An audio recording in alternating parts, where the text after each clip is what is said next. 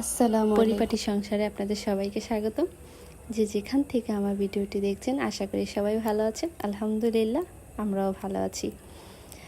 পরিবারের সবাই ভালো আছে, কারণ এখন পরিবারের সবাই যেহেতু মোটামুটি একসাথে, সবাই বলবো না, তবে অনেকজনই যেহেতু একসাথে, আলহামদুলিল্লাহ সবাই ভালো আছে। গরমের কারণে বাচ্চারা কিছুটা অসুস্থ, আল্লাহ যেন সবাইকে সুস্থ রাখে দোয়া করি।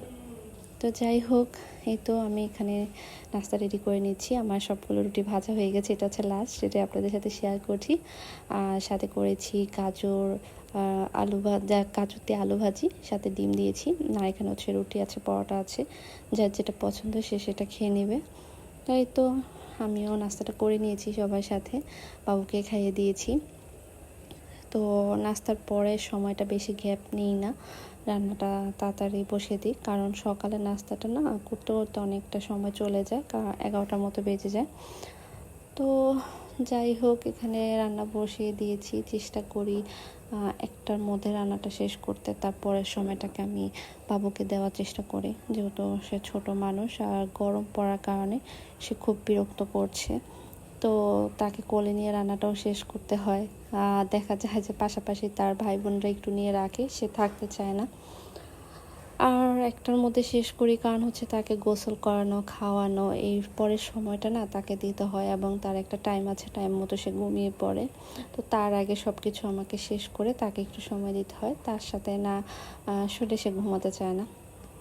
তো এখানে আজকে রান্না করব, একটু মাছ ভুনা করব, আর হচ্ছে আপনাদের ভাই একটা 2টা ফুলকপি নিয়ে এসেছে, ফুলকপি দিয়ে মাছ দিয়ে রান্না করব, সাথে একটু পাতলা ডাল, যেহেতু বাচ্চারা আছে, সবাই না একটু ডাল খেতে চায় সব তরকারির সাথে।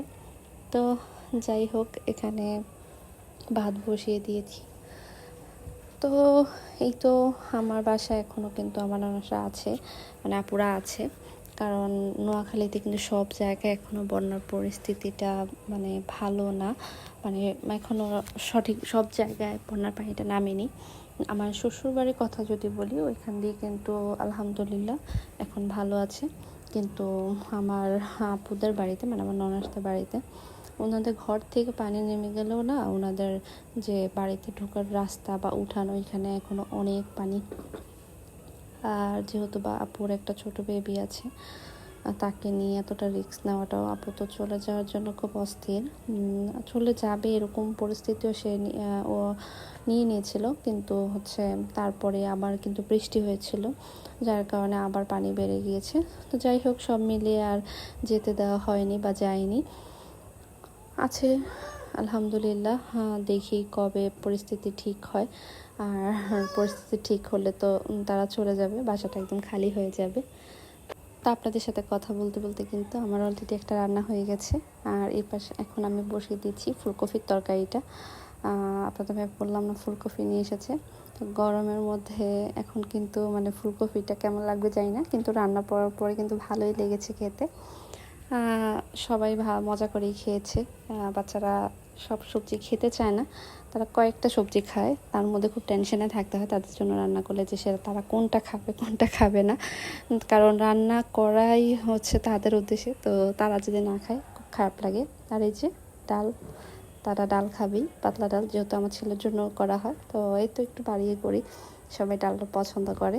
আর এই যে দেখেন, একদম টাটকা ফুলকপি আপনাদের ভাইয়া সকালেই নিয়ে এসেছে, মানে হুট করে পাঠিয়েছিল একজনকে দিয়ে, তার অফিস টাইম থাকে। আর অনেক সময় না, যে কুমিল্লার যে চর এলাকা, ওইখান থেকে লোকেরা সকালবেলা টাটকা সবজি নিয়ে আসে অফিসের সামনে, তো সে পেলে এরকম নিয়ে নেয়। বিশেষ করে লাউ, ফুলকপি, এই তরকারিগুলোই বেশিরভাগ নেওয়া হয়। আবার অনেক সময় হচ্ছে ফল জাতীয় জিনিস, মানে ফল বলতে বেল বিশেষ করে নিয়ে আসে। তো ওগুলো আপনার ভাইয়া যখন অফিসের সামনে ওরা আসে, চোখের সামনে পড়ে, তখন নিয়ে নেয়। তো এই তো এখানে রান্না প্রায় কমপ্লিট। আর রান্না শেষে বাবুকে ঘুম পাড়িয়ে না রেস্ট নেব ভেবেছি, কিন্তু না, হুট করে যেতে হয়েছে একটু হসপিটাল। আপনাদের সাথে কথাটা আগেই শেয়ার করছি, কারণ হচ্ছে আমার কাজিন, মানে আমার ফুফাতো বোন, তার একটা ছোট্ট ওটি ছিল। তো সেটা ছিল 2 দিন পরে, আমি যখন ভিডিওটা করি তার 2 দিন পরে হচ্ছে তার ওটিটা হবে, এরকমই আমরা জানতাম। কিন্তু হুট করে ফুফি ফোন দিয়ে বলে যে ওর তো আজকে ওটিটা, মানে তো এটা শুনে তো আমি তো বাবুকে ঘুম থেকে তুলে একদম রেডি টেডি করে চলে যাব, আপনাদের ভাইকে ফোন দিলাম। হ্যাঁ, সে আবার গিয়েছিল একটু পার্সোনাল কাজে, কারণ ওই দিন তার অফিস বন্ধ ছিল। এটা হচ্ছে বন্ধ থাকার কারণে তার একটু কাজ ছিল, ওইখানে সে গিয়েছিল। তো আমিও যখন ফোন দিয়েছি তখন তার কাজটাও মানে অলমোস্ট শেষ। তো যাই হোক, তো আপনাদের ভাইয়া আসার পরে দুইজনে একসাথেই গিয়েছি। তো যাই হোক, আলহামদুলিল্লাহ ওর অপারেশনটা ভালোভাবে হয়ে গিয়েছে। এখন সে মোটামুটি সুস্থ আছে। আর হচ্ছে আল্লাহ যেন তাকে সুস্থ রাখে, কারণ আমার এই বোনটা আমার জন্য অনেক কষ্ট করেছে আমার সাজিদ জন্মের সময়। আলহামদুলিল্লাহ, আমি জানি না আমার নিজের বোন থাকলে আমার জন্য এতটুকু করতো কি না, যেহেতু আমার নিজের বোন নেই।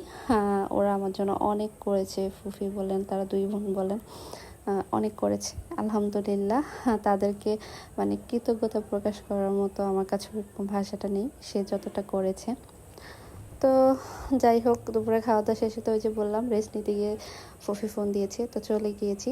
আর এখানেই না আমার ছোট্ট সোনার জন্ম, এখানে আমার সিজার হয়েছিল। তো আমার ছেলেকে আমি সে গল্প শোনাচ্ছিলাম যে এখান থেকে তোমাকে নিয়ে গেছিলাম, এখানে কিন্তু দুষ্টু করলে দিয়ে যাব, সে খুব বিরক্ত করছিল তাই। তো যাই হোক, সবাই ভালো থাকবেন, সুস্থ থাকবেন। আজকের ভিডিওটা এখানেই শেষ করছি।